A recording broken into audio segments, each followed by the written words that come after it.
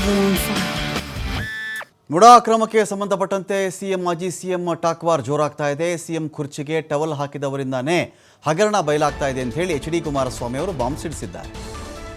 ಮಾಜಿ ಸಿಎಂ ಕುಮಾರಸ್ವಾಮಿ ಆರೋಪಕ್ಕೆ CM Siddaramaiah counter ಕೊಟ್ಟಿದ್ದಾರೆ.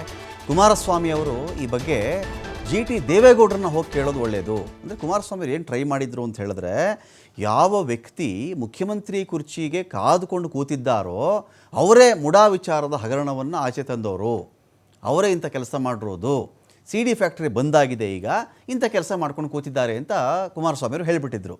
ಅದಕ್ಕೆ ಸಿದ್ದರಾಮಯ್ಯನವರು ರಿಯಾಕ್ಟ್ ಮಾಡಿದ್ದಾರೆ. ಸಿದ್ದರಾಮಯ್ಯನವರು ರಿಯಾಕ್ಟ್ ಮಾಡ್ತಾರೆ, ಫಸ್ಟ್ ಹೋಗಿ ಕುಮಾರಸ್ವಾಮಿ ಅವರು ಟಿ ದೇವೇಗೌಡರನ್ನ ಹೋಗಿ ಮಾತನಾಡಿಸ್ಲಿ.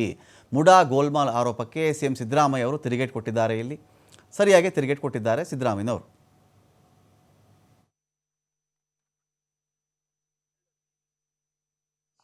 ಮಂತ್ರಿಯ ಕುರ್ಚಿಗೆ ಆಸೆ ಪಟ್ಟು ಪಾಪ ಟವಲ್ ಹಾಸ್ಕೊಂಡು ಕೂತವರಲ್ಲ, ಅವರಿಂದ ಇದೆಲ್ಲ ಇವತ್ತು ಎಕ್ಸ್ಪೋಸ್ ಆಗ್ತಾ ಇದೆ ಅನ್ನೋದು ಒಂದು ಸುದ್ದಿ ಇದೆಯಪ್ಪ. ಇಲ್ಲಿ ಆ ಮುಖ್ಯಮಂತ್ರಿಯ ಸ್ಥಾನಕ್ಕೆ ಪೈಪೋಟಿ ನೀವು ಪ್ರತಿನಿತ್ಯ ಬರೀತಾ ಇದ್ದೀರಿ, ನಂದಲ್ಲ ಇದು.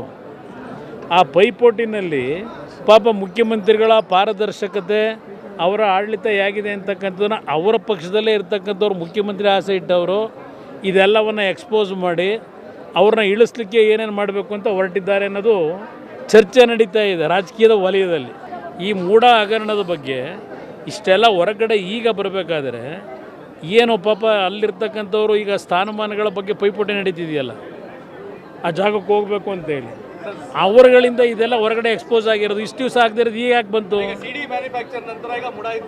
ಈಗ CD ಮ್ಯಾನುಫ್ಯಾಕ್ಚರ್ದು ಮುಗೀತು ಕತೆ.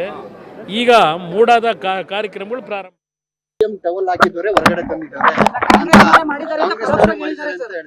ಅವ್ರಿಗೆ ಟಿ ದೇವೇಗೌಡನಿಗೆ ಕೇಳಪ್ಪ, ಅವ್ರ ಮೆಂಬರ್ ಇದ್ದಾರೆ, ಅವ್ರನ್ನ ಕೇಳುವನು ಮೊದಲು.